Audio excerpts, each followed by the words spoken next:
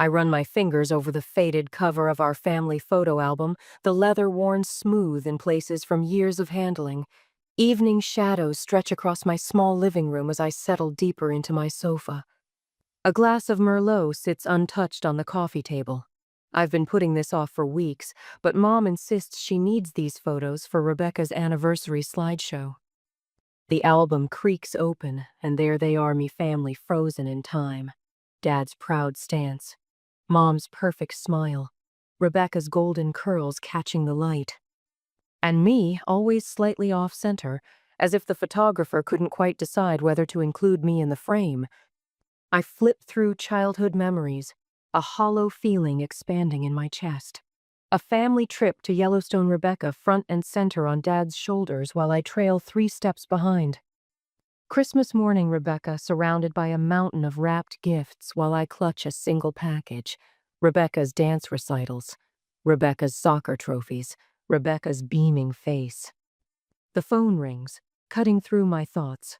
Mom's name lights up my screen for the 3rd time today. I silence it with a satisfying click. I turn another page and pause. Rebecca's 16th birthday party. I remember the live band, the catered food, the 50 guests, the professional photographer. I search the album for my 16th birthday and find nothing. Because there was nothing to document, just a quiet dinner where Mom spent most of the evening on the phone with Rebecca's college advisor. Some things never change, I murmur to the empty apartment. I continue turning pages, the weight of realization pressing heavier with each one. The album isn't just a collection of memories, it's evidence. Proof that I've spent my entire life being an afterthought in my own family. Then I see it. My high school graduation photo, tucked in the back of the album, its corner bent, shoved between vacation snapshots like an inconvenient receipt. I slide it out, studying my younger face, the hopeful smile, the honors cords, the valedictorian medal. I'd worked 2 jobs while maintaining a 4.0 GPA. Dad had promised to frame this photo. I stand abruptly, nearly knocking over my wine. I cross to my parents' living room, in my mind the shrine to Rebecca's mediocrity. And there it is, the mental image so clear it hurts. Rebecca's graduation photo in a gold frame on the mantel, her C-average smile beaming out at visitors. She'd barely graduated. "You've always been the smart one," Mom would say, as if my intelligence were a consolation prize for everything else I didn't receive. I remember the Christmas when I was 15. Rebecca unwrapped a brand new laptop while I received a leather-bound journal. "For all those deep thoughts of yours," Mom had explained, as if that justified the glaring disparity. College was still supposed to be affordable back then. Dad always said when I mentioned my student loans. Yet they'd paid Rebecca's tuition in full. The phone rings again. "Mom," I answer this time, steeling myself. "Grace, honey, I need a favor." Her voice is honeyed, familiar. "Rebecca has that charity gala this weekend, and Mark's mother can't take the twins. You're free, right?" My automatic yes rises to my lips, the word I've been programmed to say my entire life. But something stops me. Maybe it's the graduation photo still in my hand, or the album of evidence spread before me. "Actually," I say, the word feeling foreign on my tongue, "I have plans this weekend." Silence stretches between us. I can almost hear her mental recalibration. "What plans?" The skepticism in her voice stings. As if I couldn't possibly have a life outside of their needs. "Just plans, Mom." My heart hammers against my ribs. "I'm not available." "But this is important, Grace. The boys were counting on Aunt Grace time." Her voice sharpens with disapproval. "Family helps family, you know that." Family helps family, the mantra of my existence. But the help only ever flows in one direction. "I'm sorry, but I can't this time." My voice wavers, but I hold firm.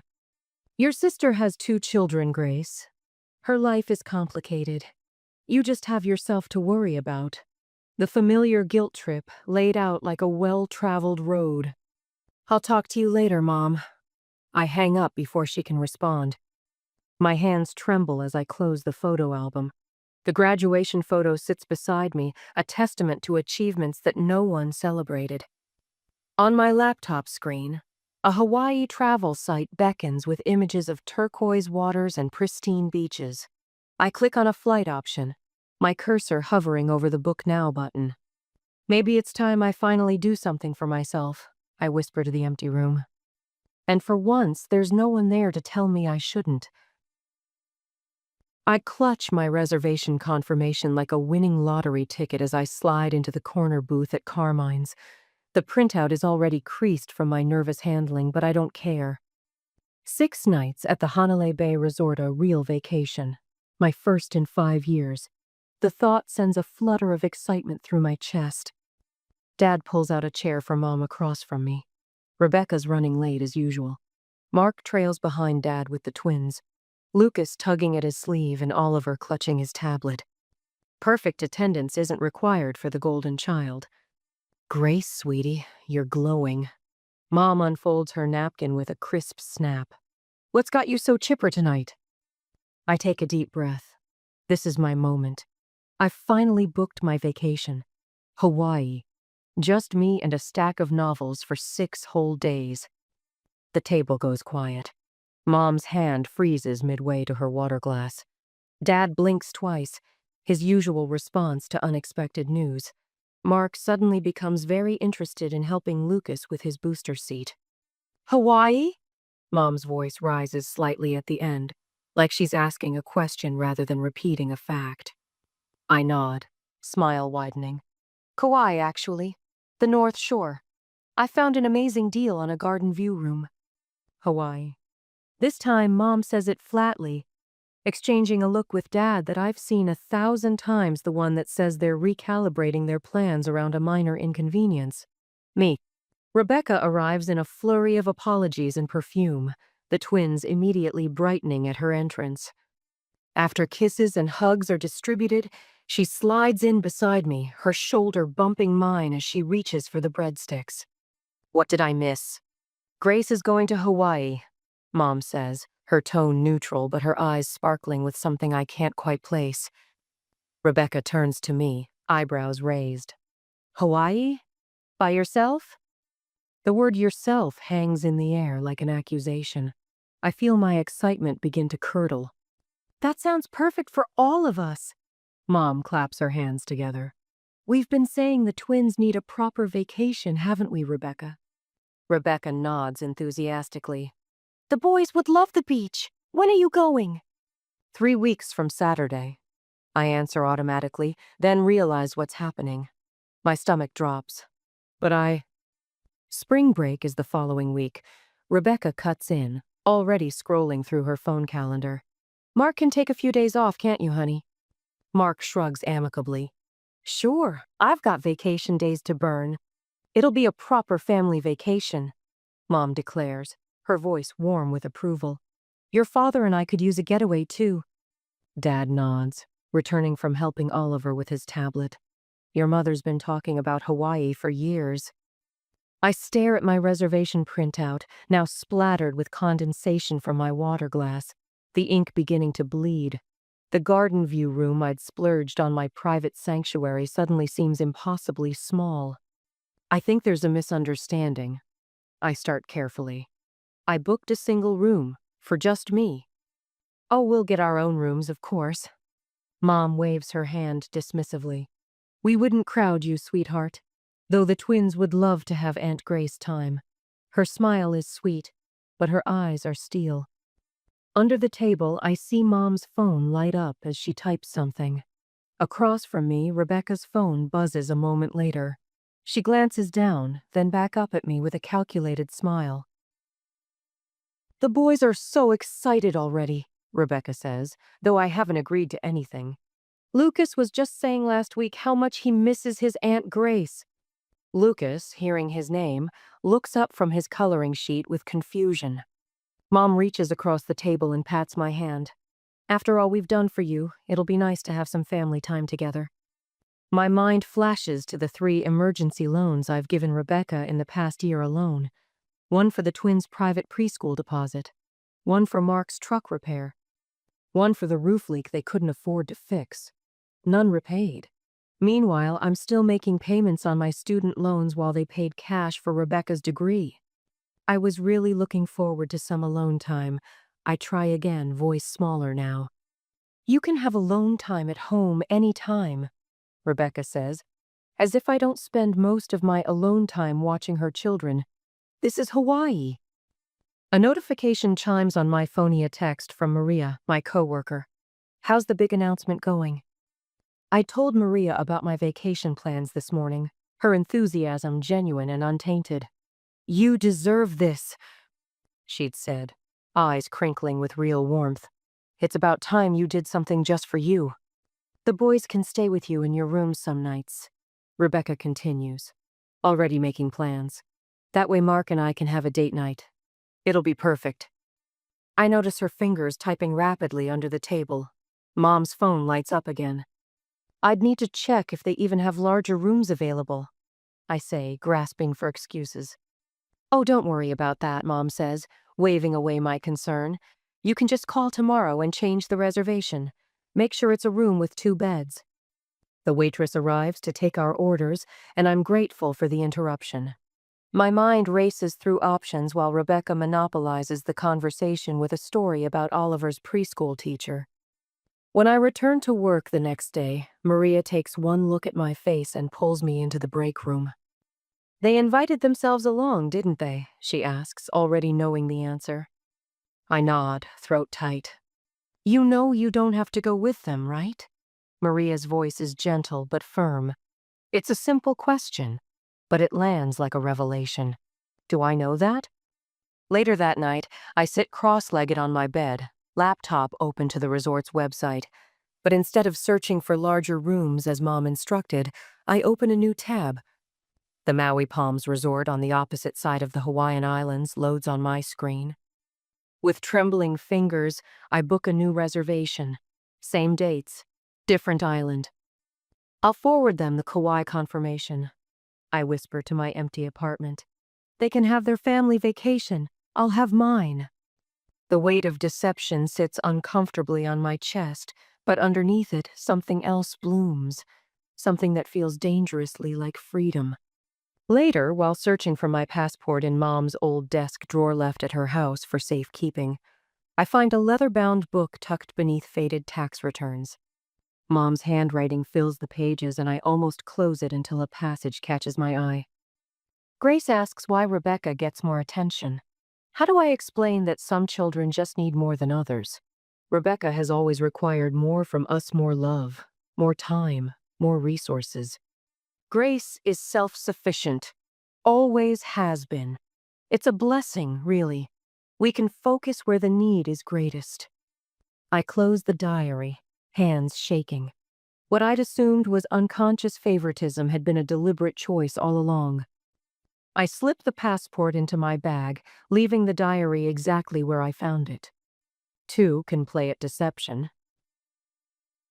The airport buzzes with early morning energy as I wheel my carry-on towards security. Maria walks beside me, her presence a silent reinforcement of my daring plan. You're sure about this? She asks, though her eyes tell me she already knows the answer. I've never been more sure of anything. My voice sounds different today, stronger, unfamiliar to my own ears. My phone vibrates in my pocket for the 10th time this morning. I don't need to look to know it's Mom, probably with another addition to the endless list of things I'm supposed to pack for the twins. The list she handed me at dinner last night sits shredded in my kitchen trash can, the physical manifestation of my first real no. I still see her face when I return the list unmarked. I'll be taking my own vacation. Alone. The words had tumbled out with surprising ease, as if they'd been waiting years for permission to exist. Dad's mouth had opened, then closed, his eyes darting toward Mom as they always do when the script deviates. Rebecca had laughed, actually laughed, as if I'd told a particularly amusing joke. Grace, Mom had said, her voice dropping to that dangerous octave that usually sends me scrambling to comply. The boys are counting on you. We've already told them Aunt Grace will build sandcastles with them every morning. My therapist's words had echoed in my head. What would happen if you just said no to them? What indeed? This is me, I tell Maria as we reach the security checkpoint. Thanks for the ride, and for everything. She pulls me into a hug. I'm proud of you. Text me when you land your real destination, not the family fantasy version. I nod, throat tight with emotion I'm not used to processing. Support feels foreign, like shoes that haven't been broken in yet. Your family will survive without you, Maria says, squeezing my shoulder. The question is whether you'll thrive without them. 20 minutes later, I stand at my gate, boarding pass clutched in my hand. Gate 23B to Maui. The family is gathering right now at Gate 16A for their flight to Oahu, undoubtedly scanning the crowd for me, checking their watches with increasing agitation. My phone rings. Rebecca, I send it to voicemail. A text follows immediately. Where are you? Mom's freaking out. The twins keep asking for you. I type back. Taking my vacation. Have fun in Oahu. Then I turn my phone off completely. The sensation that washes over me is so unfamiliar that it takes me a moment to identify its lightness, as if I've been carrying a boulder for so long that I've forgotten what it feels like to stand upright. When we finally take off, I press my forehead against the cool window and watch my hometown shrink beneath me. Somewhere down there, my family is discovering that their reliable safety net has vanished. For the first time in my 32 years, I am choosing myself. The resort lobby gleams with polished wood and fragrant tropical flowers. A young woman with a bright smile places a lei around my neck, the delicate flowers cool against my skin. Welcome to the Hanalei Bay Resort, Miss Sullivan. We have you in one of our Ocean View suites. The Ocean View suite I saved for over a year to afford. The vacation I've dreamed about while sitting through countless dinners listening to Rebecca describe her latest family trips, where I was always invited as the designated childcare provider, never as a guest. Is there anything else you need? The receptionist asks. Just my freedom, I think. But I simply smile and shake my head. My room exceeds every expectation. A private balcony opens to the Pacific, stretching to the horizon, waves shimmering under late afternoon sun. I run my fingers over the crisp white bedding, the smooth furniture, the elegant bathroom fixture's all mine for the next 7 days. I unpack methodically, arranging my things in the spacious dresser. No cramming my belongings into a corner to make room for the twins' expansive wardrobes. No sleeping on a pull-out couch because Rebecca and Mark need the second bedroom. Just space, my space. When I turn my phone back on, notifications flood the screen. 18 missed calls, 37 text messages, 2 voicemails. I scan the texts quickly. Mom, Grace Elizabeth Sullivan, this is completely unacceptable. Dad, your mother is very upset. Call as soon as you get this. Rebecca, the twins are crying. How could you do this to them? Rebecca, what am I supposed to do all week without you? Mom, after everything we've done for you. My thumb hovers over the power button, ready to silence them again, when a new message appears from an unexpected source. Mark, where did you go? Rebecca's freaking out about managing the boys alone. Something about his wording catches my attention. Managing the boys alone. As if watching her own children is an unreasonable burden. Acting on instinct, I type, have her call Mrs. Winters down the street. I'm sure she's available. His response comes quickly. Who? The babysitter Rebecca uses when I'm not available. She charges $15 an hour. The typing indicator appears, disappears, appears again. Finally, Rebecca uses a babysitter? A cold realization washes over me. Mark doesn't know. Rebecca has been paying for childcare when I'm not available while letting everyone believe she's struggling without help. I silence my phone and step onto the balcony. The sun hangs low over the ocean, painting the sky in shades of gold and crimson. For perhaps the first time in my adult life, I am completely alone by choice. No one's needs to anticipate. No one's emotions to manage. Just me and the sunset and the gentle rhythm of waves breaking against the shore. Tears spring to my eyes, surprising me. But these aren't the familiar tears of frustration or inadequacy. These are something new tears of relief, of release. A weight I've carried so long I'd forgotten it was there lifts from my shoulders. I breathe deeply, filling my lungs with salt-tinged air. So this is what freedom feels like, I whisper to the empty beach below. Later, I sit at the resort bar, laptop open before me. The bartender, a woman about my age with sun-streaked hair and laugh lines around her eyes, places a brightly colored drink in front of me. "How special," she says. "First night on the island deserves a celebration." "Thank you," I say, then gesture to my screen. Does it seem petty to be making a spreadsheet while on vacation? She leans over, glancing at my work. The document titled Childcare Services Rendered contains dates, hours, and calculated market values for 5 years of babysitting the twins. "Depends," she says with a knowing smile. "Is it a revenge spreadsheet or a boundary spreadsheet?" I laugh, surprised by her perception. Is there a difference? Revenge is about hurting back. Boundaries are about moving forward. She taps the screen.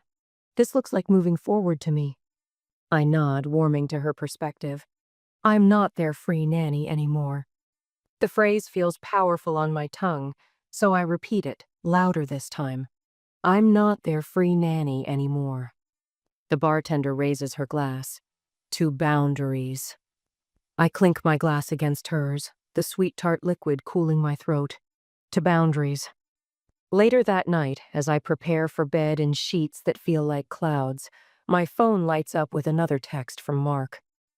"Rebecca just admitted she's been paying Mrs. Winters for months. Why did she lie about needing you so desperately?" I stare at the message, a strange calm settling over me. The answer seems so obvious now, viewed from 3,000 miles away. Because she could. Because I let her. Because everyone in my family has grown comfortable with the arrangement. I type my response carefully. "That's a question you should ask your wife." Then I silence my phone, set it face down on the nightstand, and turn toward the open balcony door. The sound of distant waves fills the room, drowning out the whispers of guilt and obligation that have been my constant companions. Tomorrow belongs entirely to me, and for the first time so does my life. My finger hovers over the send button. The message is simple. "We need to talk. Coffee shop. 2 p.m. Come alone." I press send before I can second-guess myself, then set my phone face down on my kitchen counter. The Hawaiian tan hasn't faded from my skin yet, but the peace I found there feels increasingly distant as I prepare for what's coming. I take deep breaths the way Dr. Winters taught me, focusing on the sensation of air filling and leaving my lungs.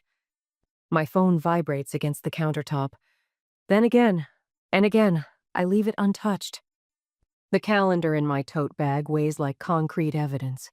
Every babysitting session meticulously documented dates, times, last-minute requests, canceled plans. 5 years of my life quantified in hours given away. The spreadsheet tucked inside shows what a professional nanny would have charged for the same service. And then there are the screenshots. Jasper's coffee has the neutral anonymity I need: earth-toned walls, soft jazz, and enough customers to provide witnesses without feeling crowded. I arrive 30 minutes early to secure the corner table with the vinyl booth, a table where I can see the door but remain partially obscured until they enter. Maria walks in at 1:45, gives me a subtle nod, and takes a table across the room. Just knowing she's there steadies my racing heart. At 1:55, I watch them file in not just Mom as I requested, but the entire family squadron. Mom leads the charge, her face already flushed with righteous indignation. Dad follows, shoulders hunched, eyes scanning the room. Rebecca clutches Mark's arm, dabbing at suspiciously dry eyes with a tissue. The calculated ambush doesn't surprise me. I wrap my hands around my coffee mug, drawing strength from its solid coolness. Grace Elizabeth Sullivan. Mom's voice carries across the cafe as she approaches. pitched at that particular volume designed to communicate public disappointment. How could you abandon your family like that? Several patrons glance up from their laptops. A barista pauses mid-pour. I don't stand. Please, sit down.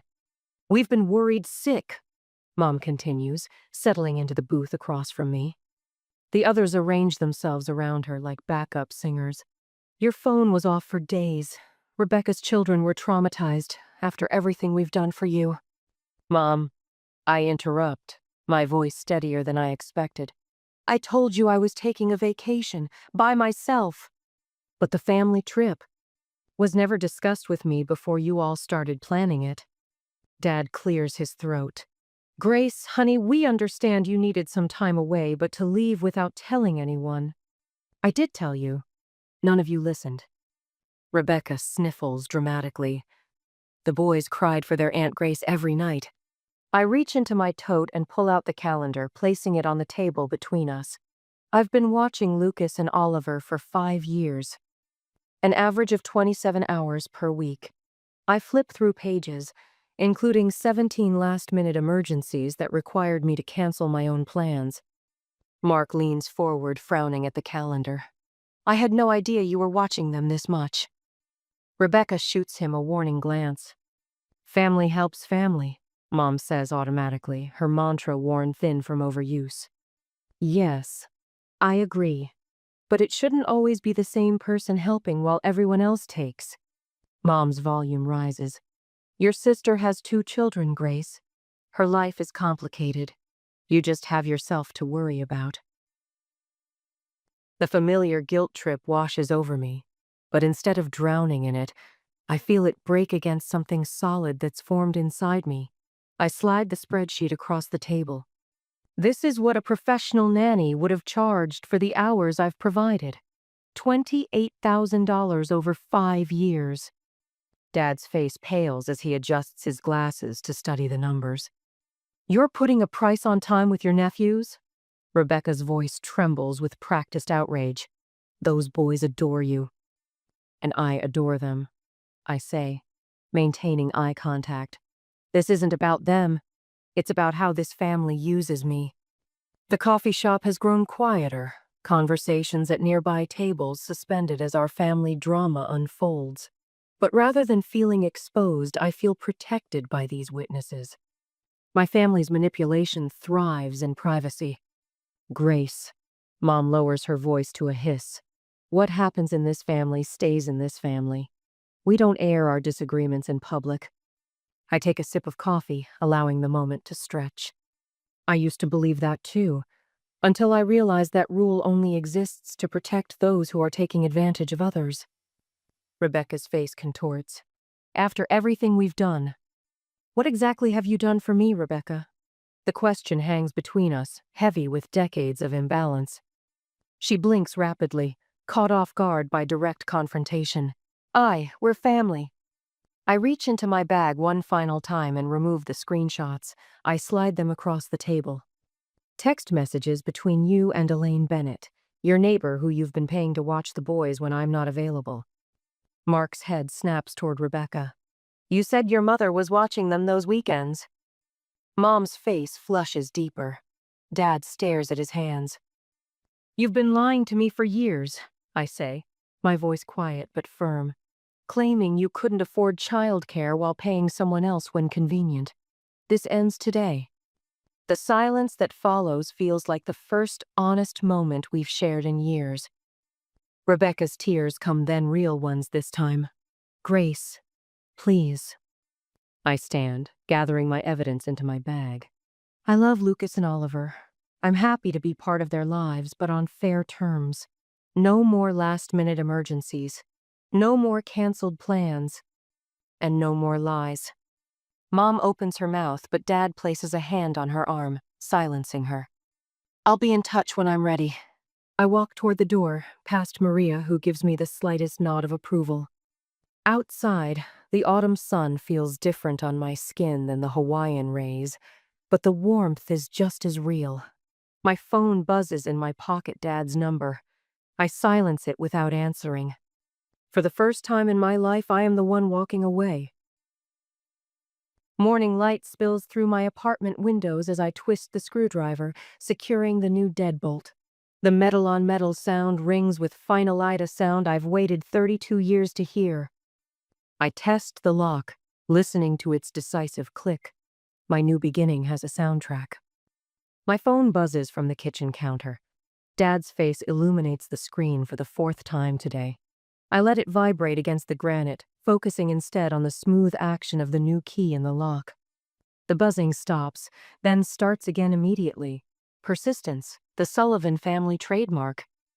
I cross the living room, steeling myself before answering. "Hello, Dad." Grace. His voice carries the practiced calm he uses during business negotiations. "We need to talk, sweetheart. Your mother is beside herself." I imagine she is. I run my finger along the edge of my kitchen counter, feeling every grain of the surface.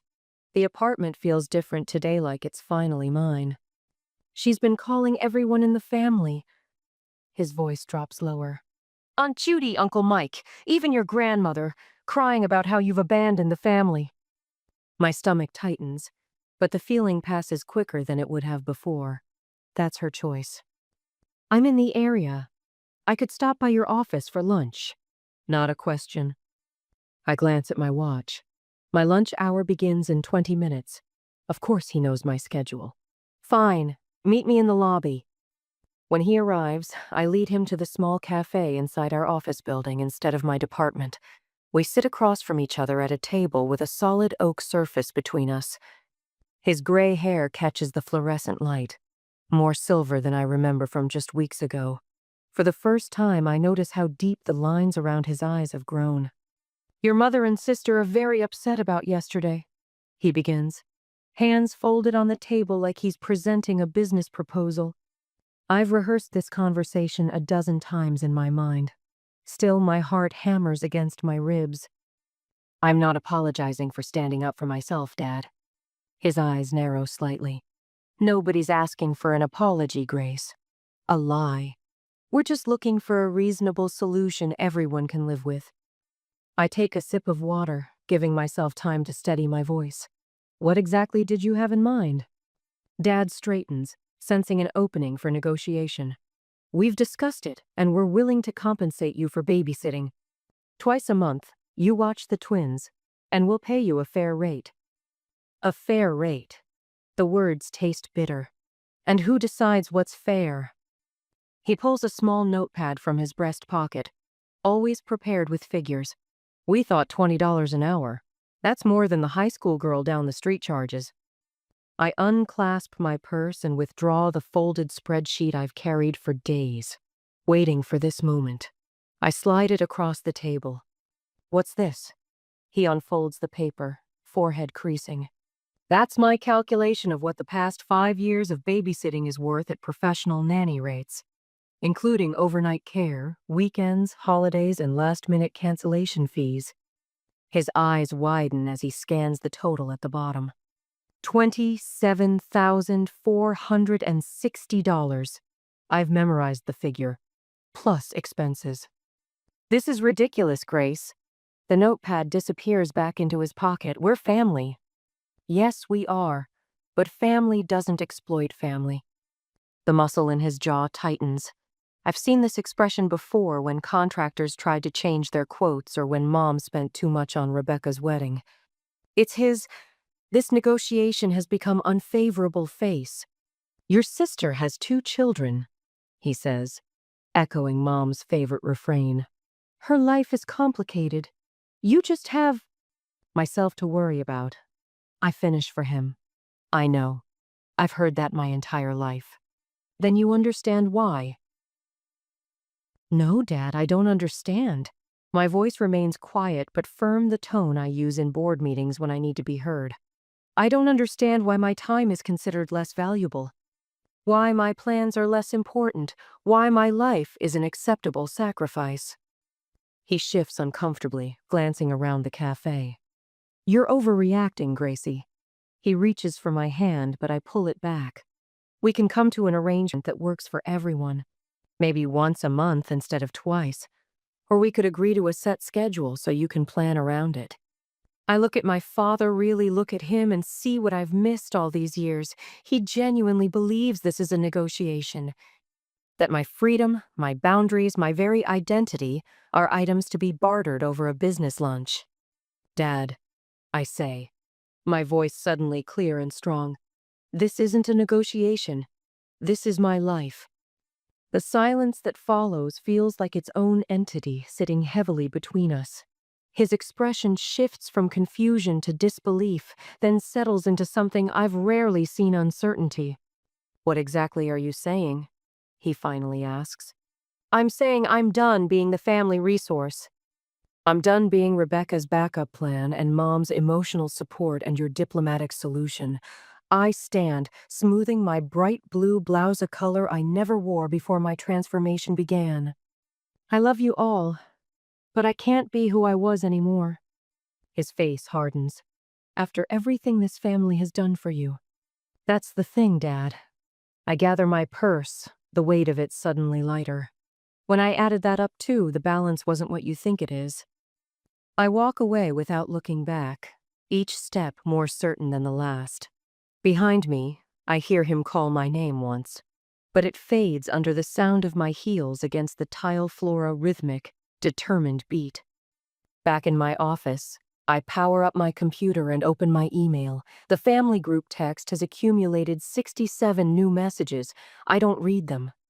Instead, I compose a new message, attaching the same spreadsheet I showed Dad.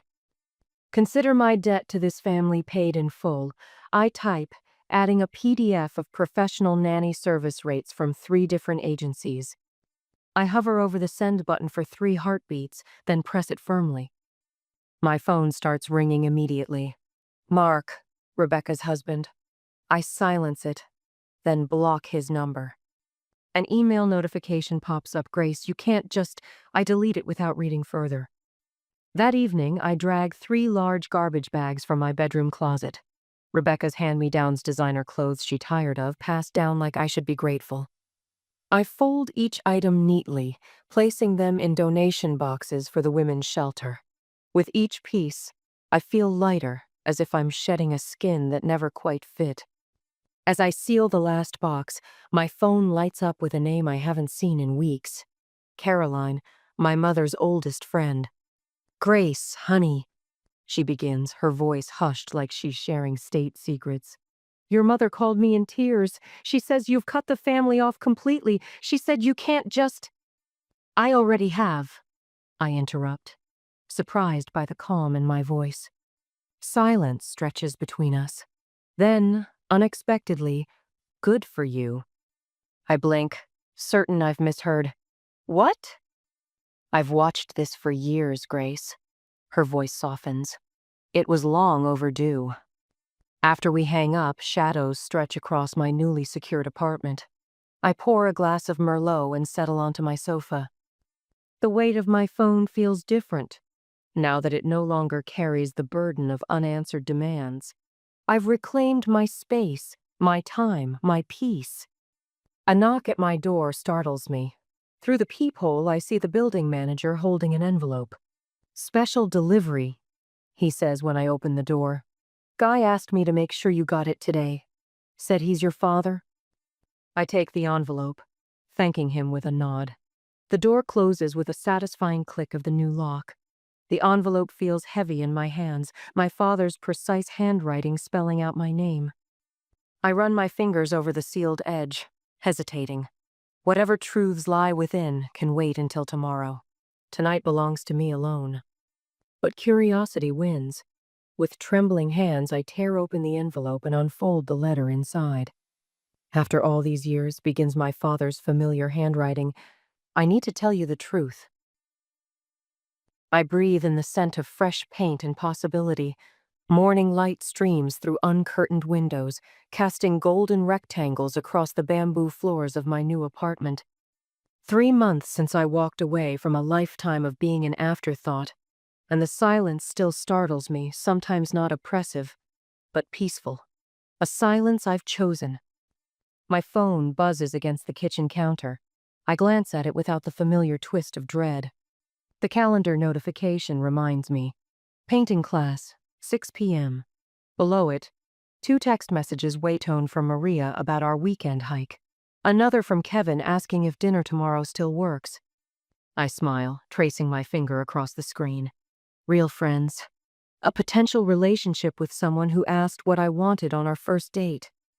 I sip my coffee, savoring the bitter warmth as I look around my space. Cream walls I selected. Blue accent pillows no one told me were impractical. Half-finished canvases leaning against the far wall. Evidence of the art classes I'd always wanted to take but never had time for between Rebecca's emergencies. The phone rings, an unknown number. 3 months ago, I would have answered immediately, conditioned to be available. Today, I consider letting it go to voicemail, then decide to answer on my terms. Hello? Silence, then. Grace? Rebecca's voice, hesitant in a way I've never heard before. My grip tightens on the mug. Rebecca. I didn't understand before, she says, her voice catching. I do now. I move to the balcony, watching the morning commute 17 floors below. Cars like ants, people with their own stories, their own boundaries to build. Mark left. She continues. He said I treat people like they exist to serve me. The irony of her calling me with this revelation isn't lost on either of us. That sounds familiar, I say, not unkindly. How did you do it? The question hangs between us. How did you just walk away? I didn't walk away from you, Rebecca. I walked toward myself. After we hang up, I check my watch enough time before work to finish the painting I started yesterday. Bright colors capturing the sunset view from my balcony. No one to tell me it's a waste of time. No one's needs to put before my own. The memory of last night's housewarming party lingers pleasantly. My small apartment had filled with laughter. Maria and her husband, Kevin with his infectious smile, co-workers who'd become friends, and Elise from my painting class. People who chose to be there. People who saw me. To boundaries and new beginnings. Maria had toasted, raising her glass as everyone clinked in agreement. We'd celebrated not just my new apartment, but my new life one, built on mutual respect rather than obligation. Today at lunch, I meet with Jenna, a junior assistant from my department. Her eyes are red-rimmed as she describes her mother's midnight calls, her sister's expectation that Jenna will handle their father's medical appointments because she's the responsible one. You don't have to set yourself on fire to keep others warm, I tell her, the words I wish someone had said to me years ago. Setting boundaries isn't selfish, it's necessary. Later, an email appears in my inbox. An invitation to the twins' birthday party. No guilt-laden text. No assumption that I'll bring elaborate gifts or stay to clean up. Just an invitation, with a start and end time clearly marked. I hit reply, type, I'll be there from 2 to 4, and press send without agonizing over the wording. 6 months ago, such a brief response would have been unthinkable. As evening approaches, I set up my easel on the balcony. The sunset paints the sky in oranges and pinks that no canvas could fully capture, but I try anyway. My phone rings. Rebecca again. The boys are asking if you could watch them Saturday. I pause, brush hovering over canvas. My rate is $20 an hour, 2-hour minimum. The silence stretches only briefly before her response comes. That's fair, thank you. I smile, adding a streak of gold to the canvas. You're welcome. My life, reclaimed brushstroke by brushstroke. My boundaries honored word by word. And in that moment, I realized the most surprising truth of all genuine love can only exist within the framework of respect.